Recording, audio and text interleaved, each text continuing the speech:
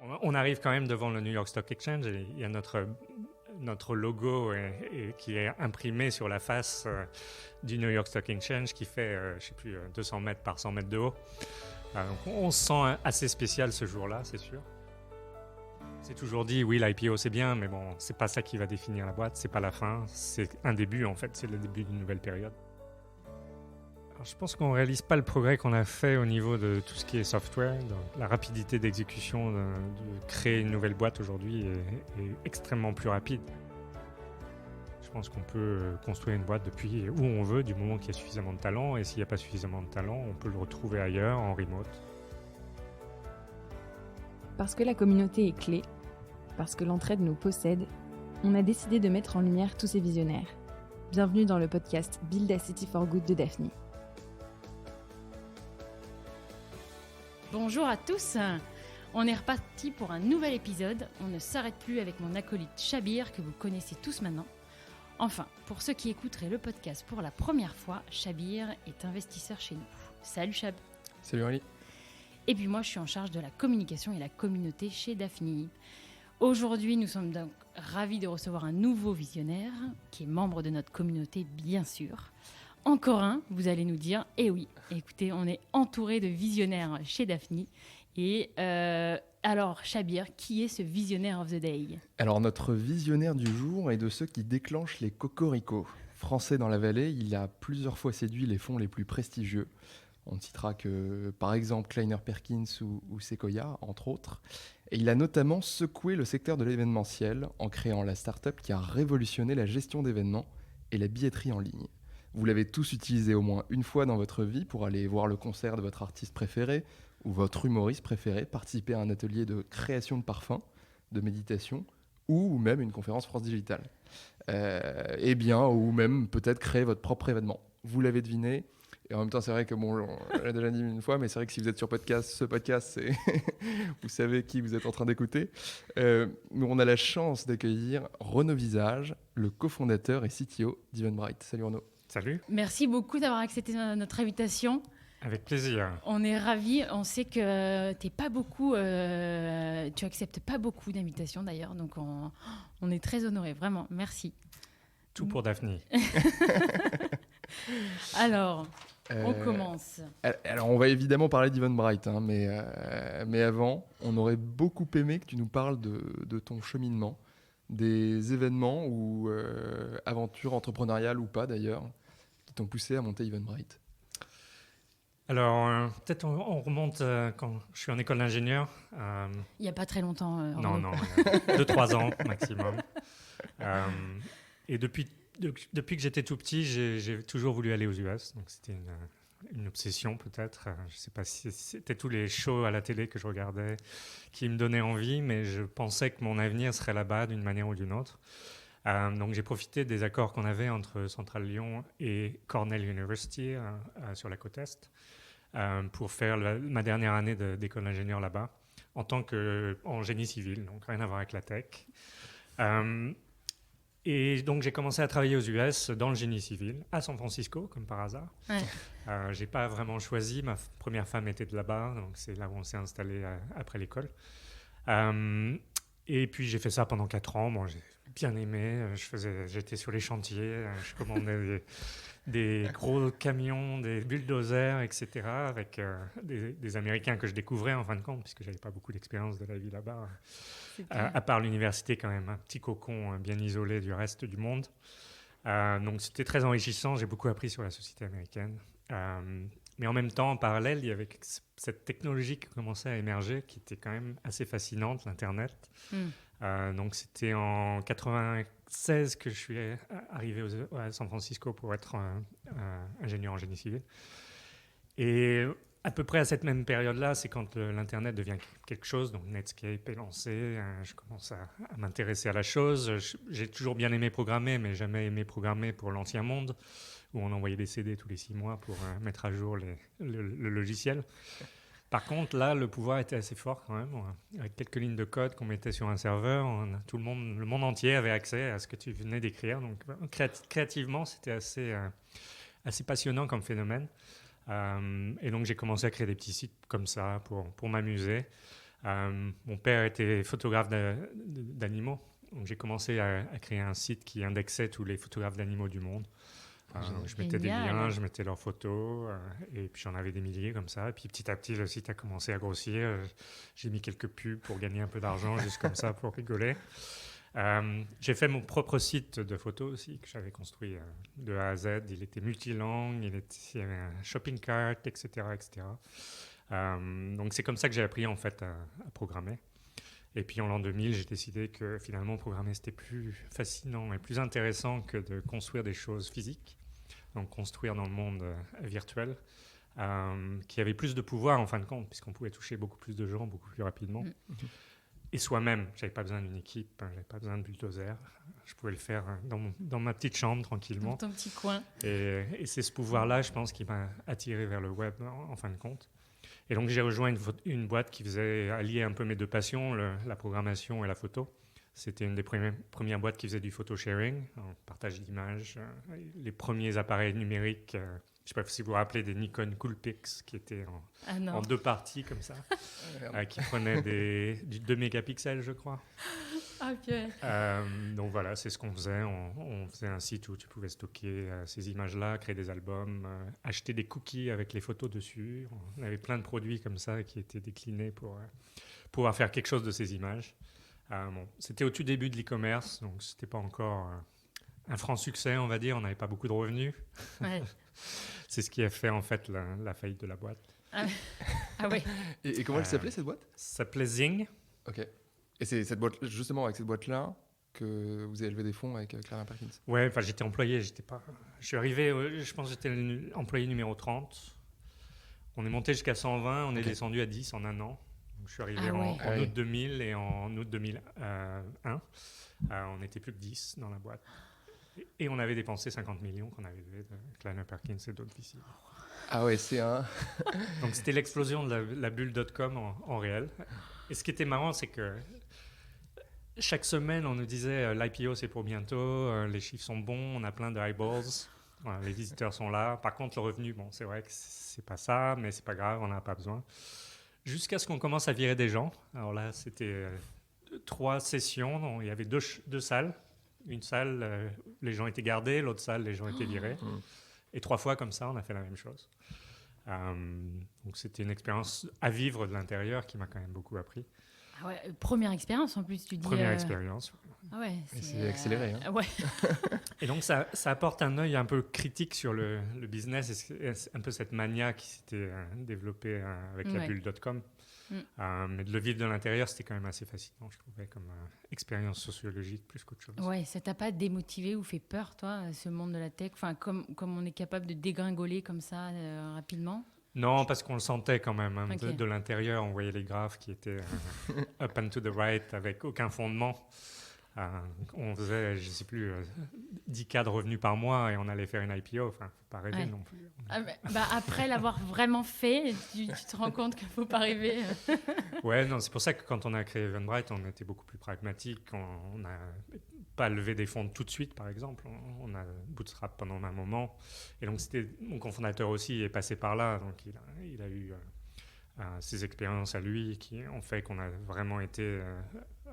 on a fait le maximum avec ce qu'on avait au moment où on l'avait. Et on n'a pas cherché des fonds trop rapidement, on n'a pas cherché à s'étendre trop rapidement. On a embauché qui on pouvait, on n'avait pas beaucoup de moyens. Même moi, je travaillais pour presque rien au début. Hein. Les sacrifices qu'il faut faire en tant que fondateur. Ouais. Mais je pense que c'était une manière plus saine de construire une boîte, c'est clair. C'est une belle transition, tu l'as nommé, tu l'as dit, c'est bien Eventbrite, qu'on connaît tous, hein, comme on l'a dit dans l'intro. Tu te lances du coup en 2006, j'imagine. Donc attends, si on fait, on va pas faire toute la chronologie, mais entre-temps, entre la fin de cette première expérience... En fait, Sony a racheté une partie de Zing pour laquelle je travaillais, donc j'ai fait du contracting pour eux. Je faisais moitié photo, moitié contractor pour Sony. Ah ok. Donc tu as passé les Hunger Games. Ouais. Non, c'était bien, c'était 50-50. J'hésitais entre être photographe à temps plein et continuer dans la tech. Mais ouais, c'est ça, on a fait nos devoirs et on a vu que tu étais photographe, exactement. Alors, on va pas vous dire dans la vidéo que vous avez vue, il y a un petit teaser. Est-ce que Renaud ou pas a eu des photos qui sont passées dans National Geographic? Vous le saurez, je ne sais pas, il faudra le contacter directement. Vous ne le saurez jamais. Mais on parlera des photos après. On va peut-être faire la petite transition sur Eventbrite tout de suite. Tu te lances en 2006 et tu vois même passer, donc on va dire, 2 crises, 2008, 2020, ce qui s'est passé l'année dernière. Une IPO quand même entre les deux. Rien que ça. Et on se demandait avec Chabir, ça fait quoi de sonner la cloche? C'est très bizarre parce que c'est très réduit dans le temps. Enfin, on passe toute la journée à New York avec toute l'équipe. Donc c'est un moment où on se retrouve, tout le monde sourit. Là, dans la vidéo, on dit qu'est-ce qui vous fait sourire? Ce jour-là, c'est assez spécial parce qu'on arrive quand même devant le New York Stock Exchange et il y a notre logo qui est imprimé sur la face du New York Stock Exchange qui fait, 200 mètres par 100 mètres de haut. Donc on se sent assez spécial ce jour-là, c'est sûr. Fierté absolue, quoi. Et en fait, tous les yeux sont tournés vers nous et vers la boîte. On est sur le floor, comme on dit. La scène. On voit un peu comment se fait la saucisse, en fin de compte, sur le stock market. Et puis après, une fois que le prix est décidé, on monte tous pour sonner la cloche. Donc c'est assez passionnant comme process, mais aussi c'est un peu la récompense, en fin de compte. Même si c'est ponctuel. Et on s'est toujours dit, oui, l'IPO, c'est bien, mais bon, c'est pas ça qui va définir la boîte, c'est pas la fin, c'est un début, en fait, c'est le début d'une nouvelle période. Et c'est vraiment comme ça qu'on l'a vécu, même le soir, après qu'on soit rentré chez nous, on est back to work now. Et le prix est vraiment décidé à la dernière minute? Le prix est décidé après la cloche, en fait. J'ai dit une bêtise, mais on sonne la cloche, ça ouvre. Après, il y a des négociations entre ceux qui ont le stock et ceux qui sont les acheteurs, en fait, sur le floor.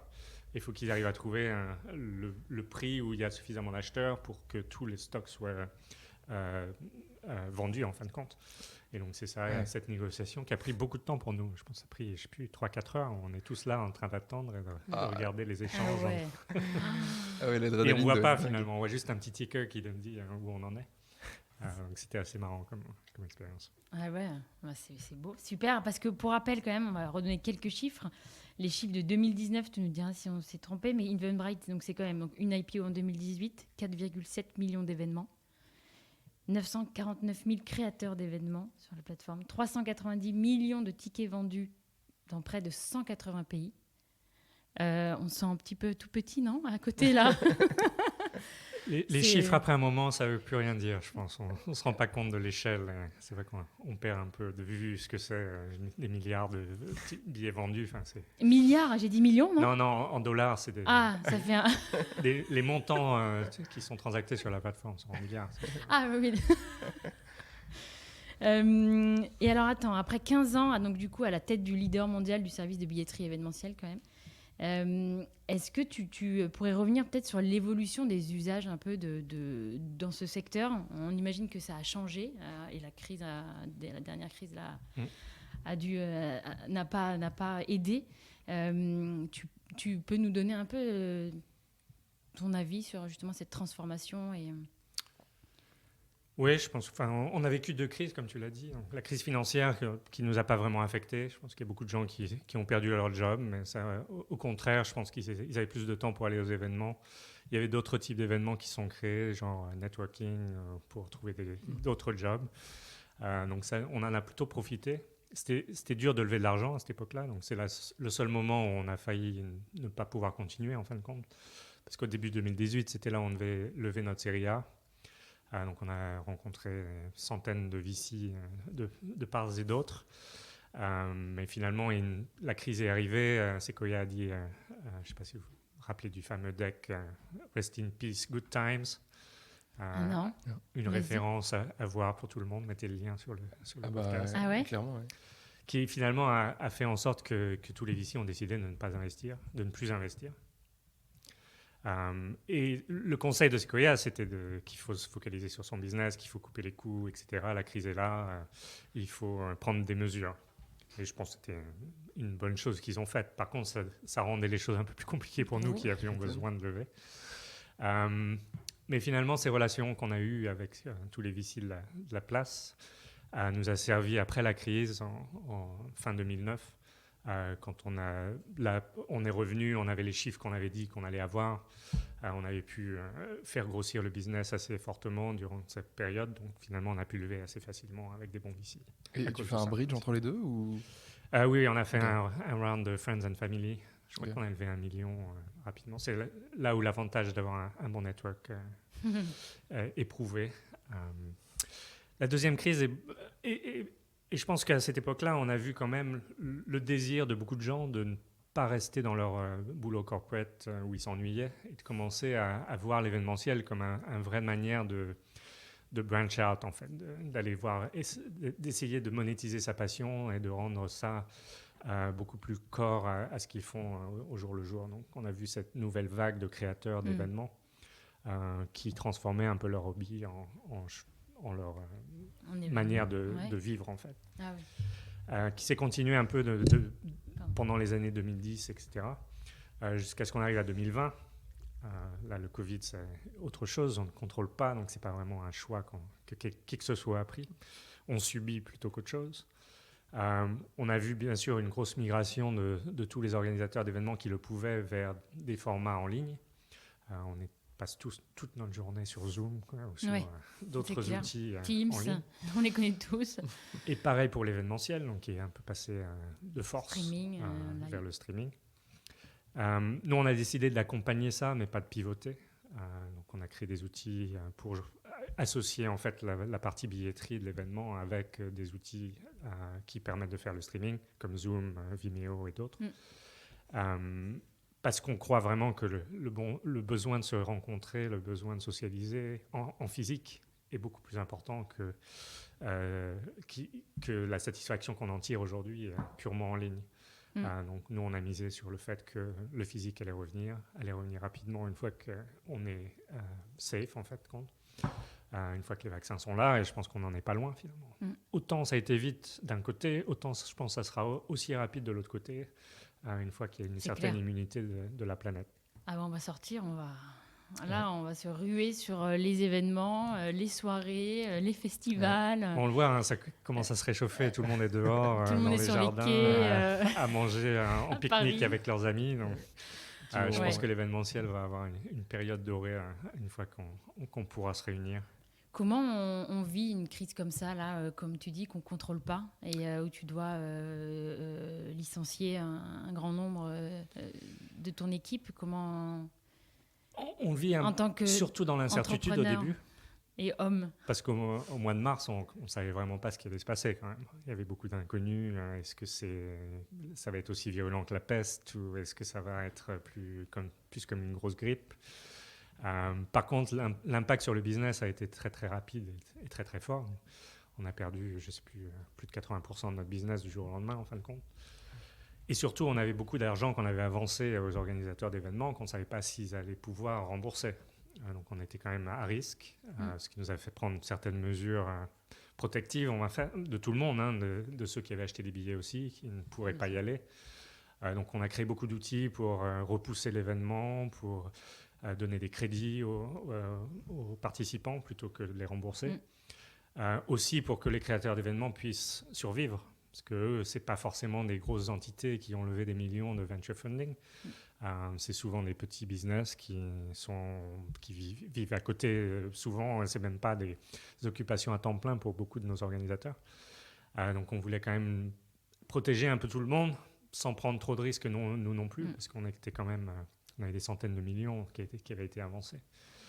Donc on a pris ces mesures-là, on a décidé de réduire l'effectif. Je pense que c'était indispensable pour pouvoir survivre et pour pouvoir lever de la dette, pour pouvoir passer l'année qu'on a passée un peu plus tranquillement et ne pas avoir le couteau sous la gorge pour prendre les mauvaises décisions. Parce que je pense que quand on est poussé dans la crise comme ça, on a tendance à se rouer peut-être vers le plus évident, sans penser au long terme. Mais je pense que nous, on a pris...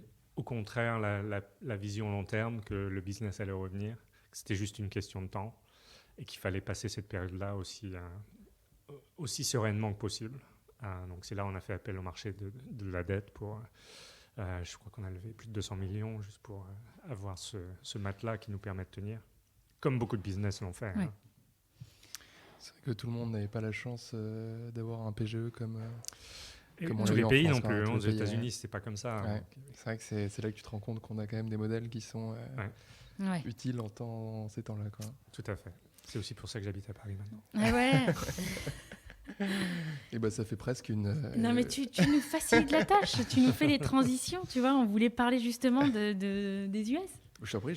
Ben oui, donc tu as quitté Paris en 96, tu l'as dit, pour ta dernière année d'école. Et Moi, j'ai quitté en 93 parce que j'ai dû faire mon service entre Cornell et que j'ai fait oui. en Espagne. Pour info, les auditeurs les plus jeunes, avant il y avait un service militaire obligatoire. Pardon Renaud. C'est vrai qu'on oublie. C'est C'est que plus c'est une obligatoire. JAPD, c'est une journée. Et j'ai eu de la chance, je l'ai fait à l'ambassade de France en Espagne. Ah, ça va, il y a Donc, pire. ouais.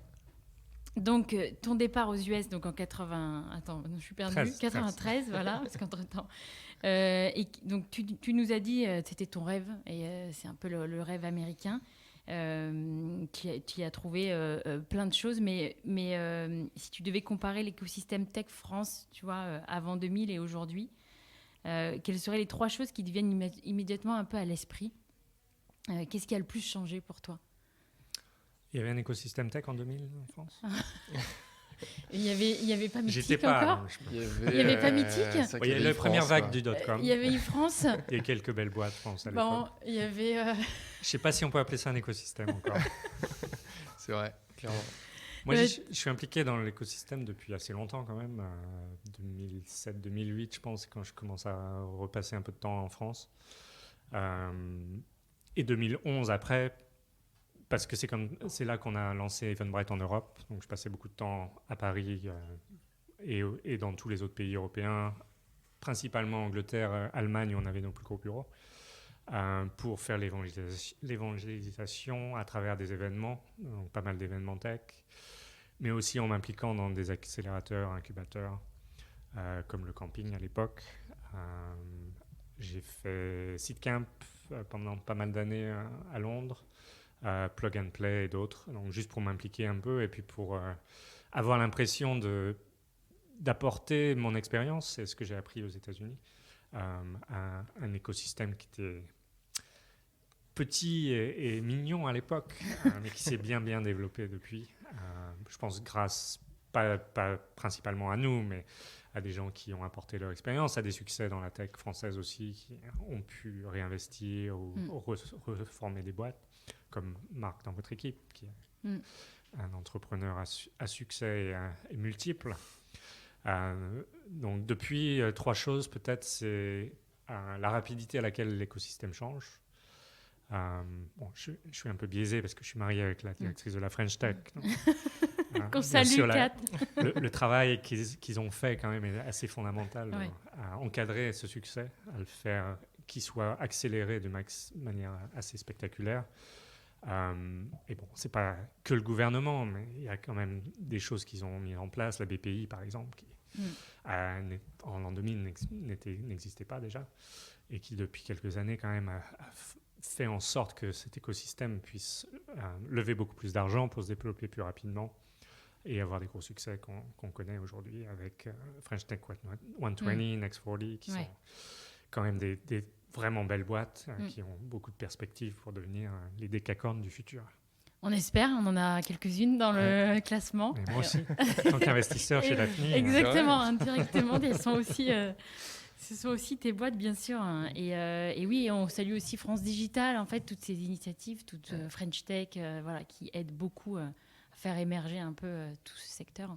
Et la BPI également. Et comme tu disais, la BPI. Directement ou indirectement via Daphne aussi. Ouais, mais exactement. Soutien, Et c'est là où on voit qu'on a vraiment besoin de tous les éléments pour faire un vrai écosystème. Ce que les États-Unis, enfin surtout la Silicon Valley a eu depuis les années 50, c'est un peu cette collaboration entre le monde financier avec les VC, private equity, avec les universités, Stanford, Berkeley, avec toutes ces entreprises à succès qui ont créé des générations d'execs qui savent comment on fait croître ces boîtes aussi rapidement possible et atteindre des valorisations assez élevées pour pouvoir recommencer en fin de compte. C'est un peu un cycle. On a des grosses boîtes dans lesquelles on se forme et puis après on peut partir et créer sa propre boîte. Ouais. Donc c'est un peu ce qu'on voit ici aussi maintenant. Mais c'est vrai que c'est dingue, on n'a pas nous encore notre Stanford, mais quand tu vois le nombre d'entrepreneurs qui sont sortis de cette école-là, c'est assez dingue. On a beaucoup de mini Stanford quand même. Stanford, c'est des milliers d'étudiants. On a beaucoup de grandes écoles, etc., qui commencent à avoir quand même des bons réseaux d'anciens dans beaucoup de boîtes. Surtout des gens qui sont partis et qui reviennent. Je pense que c'est ça le principal attrait d'avoir créé cet écosystème riche aujourd'hui. C'est que si on veut être un VP renommé dans une grosse boîte, on peut le faire ici. Aussi. Alors que ce n'était pas vraiment possible il y a 10 ans, parce qu'il n'y avait pas énormément de boîtes qui donnaient ces opportunités-là. C'est très positif de voir Renaud Visage revenir en France, d'ailleurs. Hein. On est plusieurs. Hein, ouais. Elle nous manque, la France, quand même, à un moment donné. Hein, tout à fait. Le charme de la vie parisienne est incomparable. Et dans toutes les autres villes de France. C'est clair. Et c'est vrai que... on a fait aussi nos recherches et tu as soutenu beaucoup d'entreprises françaises, de start-up françaises. Alors j'en cite quelques-unes parce que déjà il y en a une dans notre portfolio qui est Fox, qu'on salue. Tout à fait. Et puis tu es aussi chez Business Angel, chez Algolia, Alchemix, Miro, Screen, Snips et plein d'autres parce que la liste est longue et je ne sais même pas si tu as mis toute la liste sur ton LinkedIn. Non, j'en ai une quarantaine en tout. Voilà, comme un fond à toi tout seul. Voilà. C'est clair. Et quel est ton rôle chez ces boîtes-là ? Comment est-ce que justement tu parlais de ton expérience ? Comment est-ce que tu leur apportes ton expérience des US ? Ça dépend. Ça dépend de leurs besoins, de leur niveau de maturité. Il y en a qui n'ont pas besoin de moi. Ils savent exactement où ils vont. Ils ont tous les moyens qu'ils veulent. Ils ont des bons VC qui les accompagnent. Je pense que je suis plus utile au début, avant peut-être entre le seed et la série A, où je peux leur apporter un peu de vision produit. Souvent, c'est basique, ça ne répond pas forcément exactement à ce que les clients attendent. Donc, passer beaucoup de temps sur le produit, commencer à organiser la tech, et puis parler stratégie, parce que la stratégie, quand même, pour lever une bonne série A, il faut avoir une bonne vision de comment on veut développer la boîte. On ne peut pas itérer éternellement comme on fait au début quand on essaie de trouver notre product market fit.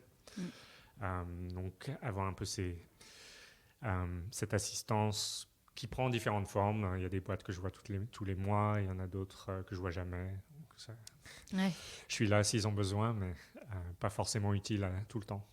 Je n'ai pas énormément de temps non plus, donc ça me va bien comme ça. Et je suis encore plus utile aux CTO. Donc souvent, les CEO ont le support de leur VC et leur réseau comme France Digital. Mais je pense que les fonctions ont moins de support direct. Donc j'essaie un peu de jouer ce rôle de coach CTO pour quelques-unes des boîtes avec lesquelles je travaille. Super coach. Hein. Ouais. Tu devais être content quand même. Parce que c'est vrai que tu es encore chez Eventbrite, opérationnel chez Eventbrite. Tout à fait. Tu es business angel dans 40 boîtes. Tu es aussi venture partner chez Point9. Tout à fait. Voilà, ça fait un agenda bien chargé. Investisseur chez nous, il aide aussi quand il faut le portefeuille Daphne. Comment tu fais ? Sinon, tu as du temps. Comment tu fais pour aller prendre tes photos ? Son temps, bien. Les photos, c'est plus dur. C'est ce qui est passé à la trappe un petit peu, surtout depuis Covid. Mais tu te régales pas là à revenir dans Paris ? T'as pas pris plein de photos dans Paris ? Non, pas du tout, non. Ouais. Je me balade pas assez, je pense. Ouais. T'as pas assez de temps pour... Mais j'ai toujours été plus attiré par la découverte, donc c'est ça qui...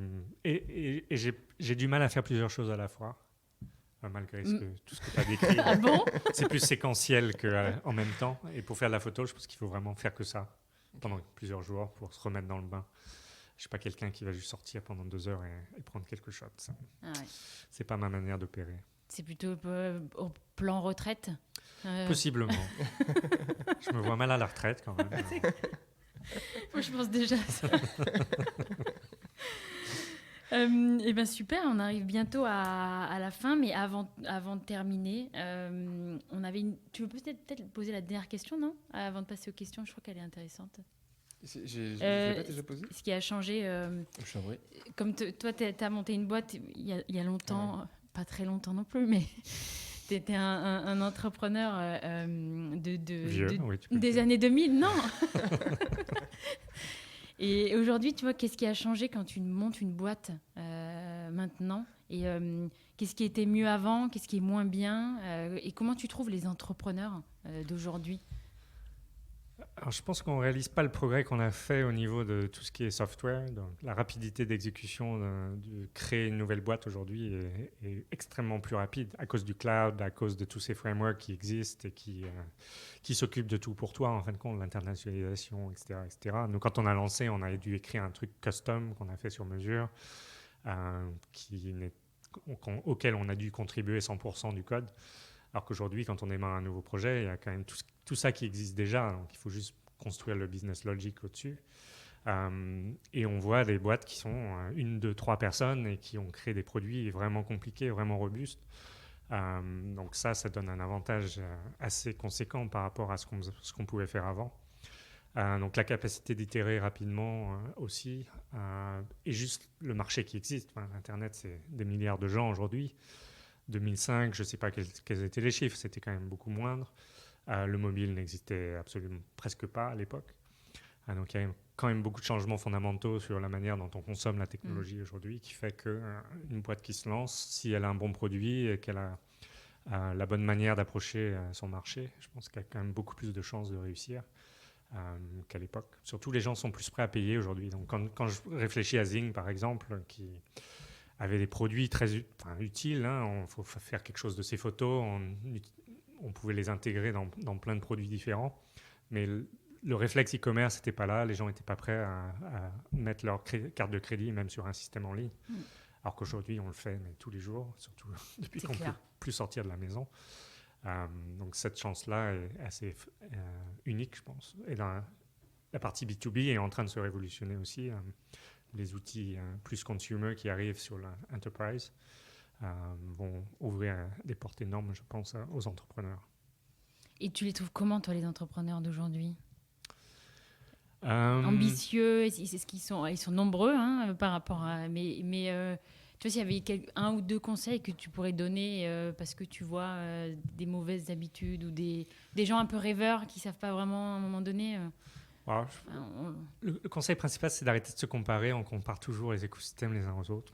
On s'en fout finalement. C'est bien qu'ils sont tous en croissance. Il y a des gens très très bien qui sont dans tous ces écosystèmes-là. C'est moins grave aujourd'hui. Où est-ce qu'on commence la boîte ? Les VC américains investissent dans des boîtes qui ont leur dev center en Pologne, leur headquarters en Belgique, et tout marche bien parce qu'on est dans une nouvelle ère. On communique tous en ligne, les boards se font en ligne. Donc il n'y a plus cette laisse géographique qu'il y avait avant où les VC n'investissaient que dans leur ville presque parce qu'il fallait qu'ils aillent au board meeting tous les mois. Donc ces barrières étant levées, je pense qu'on peut construire une boîte depuis où on veut du moment qu'il y a suffisamment de talent. Et s'il n'y a pas suffisamment de talent, on peut le retrouver ailleurs en remote. Nous, on va passer à avoir 30% ou plus de notre boîte qui va être en remote après le Covid, je pense. Ouais. Juste parce que les gens ont le choix, ils ont réfléchi un peu plus à leur situation familiale, où est-ce qu'ils voulaient vivre. Et vu que les barrières sont un peu levées aujourd'hui sur le télétravail, etc., au moins le dialogue se passe au sein des boîtes pour décider s'ils veulent vraiment l'adopter ou pas. Mais de plus en plus, je pense que les gens ne vont pas avoir le choix parce que les employés vont demander. C'est clair. Donc nous ça, les premiers. Faut l'embrasser. Après, c'est compliqué. Oui. Il faut avoir des entités qui peuvent employer ces gens. Si tu veux leur donner des stock options, il y a des règles assez compliquées aussi. C'est pas facile, mais c'est là et c'est disponible. Donc, je pense que ça va donner aux gens ambitieux la capacité d'itérer plus rapidement et de trouver du talent pour s'allier, en fait, parce que toute entreprise et surtout la combinaison des talents pour délivrer un produit qui apporte de la valeur. Donc arrêtez de vous comparer, les entrepreneurs. Et puis c'est vrai que là, j'ai pas les derniers chiffres en tête, mais on est plutôt bien placé aussi en France parce qu'on a un des écosystèmes les plus dynamiques, quoi. Tout à fait. Mais c'est pour ça que Renaud est rentré. Voilà. Il y a une coïncidence ? Je ne pense pas. Allez, on va s'arrêter. On passe à nos questions de la fin, Renaud. Des questions assez légères, on va dire. Et je te laisse commencer, Xavier. Est-ce qu'il y a une adresse à San Francisco que tu nous recommandes? Un resto ou un endroit que tu as pris en photo. On peut avoir des pieds de cochon à la chinoise, comme tu l'as dit pendant la vidéo. J'aime bien la cuisine asiatique, donc Chinatown, c'est quand même incomparable. Et un C'est pas resto pareil que le 13e. Ouais. Écoute, on a vu aussi que tu étais né à Lyon. Est-ce Non. que... Ah bah, C'est faux. on va refaire nos devoirs. Mince, né où Je alors? suis né à Vittel, où j'ai passé 3 semaines. Ah, Et t'étais à Lyon après? Non. Ah bah, toujours pas. mais pourquoi? J'ai fait une fixette sur Lyon, moi. C'est vrai. J'ai déménagé à Lyon quand j'avais 18 ans. Ah, J'ai ouais. fait mon école là-bas, j'ai fait maths sup, maths spé, école Ah ouais. et Centrale Lyon. D'accord. Bon, peut-être que tu as un petit bouchon que tu recommandes à Lyon, quand même, que tu te rappelles. Alors, ça fait un moment que j'ai pas été dans un bouchon. Il y en avait plusieurs qui étaient. Et la mère Jean, un truc comme ça. Non, c'est toi qui es Rue lyonnaise. Mercière Oui, rue Mercière. Rue Mercière ou rue des Marronniers, des marionniers. Des marronniers, je enfin, il y en a plein, mais écoute, non, on n'a pas bien fait nos devoirs. Moi, Non. j'étais Ah bah, alors, persuadée une adresse que... à Dunkerque alors. Ah ouais, Encore moins. Encore moins. encore moins. Ah ouais. Mince. Non, j'y habitais. Mais... Oui. Au moins- J'étais trop jeune pour aller au restaurant à l'époque. Ouais, le carnaval, c'était pas mal. Carnaval, Oh. oui, c'est à recommander, c'est sûr. C'est un événement culturel en France qui est vraiment spécial, c'est ça. Eh bien, écoute, regarde, un event qu'on ne doit pas manquer dès qu'on est déconfiné, le carnaval de Dunkerque, alors. Clairement. Ça sera un peu trop tard, je pense. C'est maintenant, normalement, non? Ah ouais? Ouais. Je sais pas, moi, j'ai jamais... Si Et c'est ils ont dû possible. l'annuler, je sais pas s'ils vont le faire. En été, ce serait plus sympa, parce Ouais. qu'en hiver, quand même, ils Eh travaillent ouais. vachement. C'est vrai que, en fait, je sais pas comment tu les as faites, mais mes questions sont beaucoup plus sérieuses. Une start-up que tu aurais aimé créer.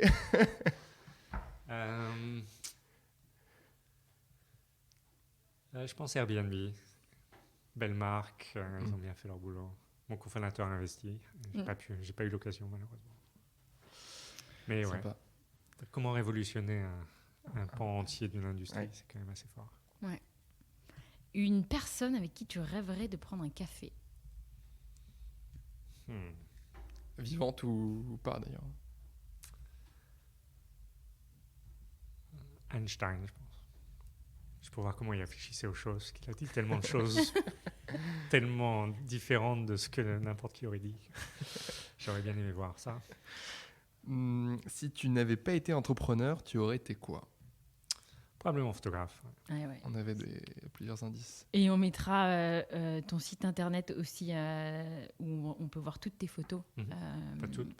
Ça doit faire 8 ans que j'ai pas mis une nouvelle photo, mais Ah bon? il y en a quelques-unes qui sont bien. Ah bah ouais, bon, mais c'est pas grave, on le sait pas hein, quand nous on est nouveau, Tout nouvel à fait. arrivant sur C'est le l'avantage site. de la photo, c'est un peu intemporel. Exactement. Et du coup, la plus belle photo que tu aies prise, une des plus belles photos. Ah non, là, c'est comme demander Quel enfant tu ouais, préfères? exactement. Quel enfant on préfère? C'est vrai? T'as peut-être une réponse. Quoi. Non, mais moi j'aime beaucoup les photos en Afrique que t'as mis. Oui, mais j'aime beaucoup les animaux aussi. Et Donc, puis l'Afrique, c'est quand même un monde assez spécial. Ouais. Moi, je reviens du Kenya, j'y étais en décembre, pardon, j'ai eu la chance de pouvoir voyager. Ouais. Donc, Ils toujours en ont entre besoin, deux je pense, en ce confinements. moment. Ouais. Donc, et c'est un pays qui touche énormément. Et, Moi, j'aime bien les villes aussi. La photo de rue, c'est quand même assez passionnant quand tu arrives à en prendre des bonnes. C'est tellement difficile que c'est un peu comme essayer de... C'est un peu comme construire une start-up où tu as toutes ces choses qui bougent tout le temps en même temps et puis il faut quand même faire des snapshots de temps en temps qui tiennent la route. il faut trouver le bon moment, quoi. Qui sont bien organisés et qui visuellement sont plaisants. Ouais. C'est un problème assez particulier qui me motive. Ouais, ben écoute Renaud, merci en tout cas de t'être livré. On a appris plein de choses sur toi. Hein. On ne savait pas. On va être un épisode un peu... le dernier épisode un peu où tu parles de toi sur le web. Hein. parce que tu t'exprimes pas beaucoup, comme on le disait au début. Et franchement, merci beaucoup, en tout cas, de nous avoir raconté Merci beaucoup. toute ta vie. Merci à vous. Enfin, toute ta vie. Presque. À chaque fois, je me... Non, mais une partie de ta vie, en tout cas. Et on est très contents. Et merci de nous soutenir chez Daphni. Et puis, à très vite, en tout cas, dans un prochain merci à vous de épisode. soutenir tous ces entrepreneurs qui en ont besoin. Bah écoute, on est ravis et on continue, nous, à investir avec Yellow, avec notre nouveau fonds. Je fais de la pub. On ne le fait jamais. On ne dit jamais à la fin si vous avez aimé cet épisode, partagez-le. Mais voilà, on continue. On est une équipe de 12 et voilà, on est ravis. Venez nous voir si vous cherchez des fonds, si vous levez des startups si vous créez des startups comme Eventbrite. On veut bien. On en veut plein. Merci Renaud, à bientôt. À bientôt. Salut. Salut.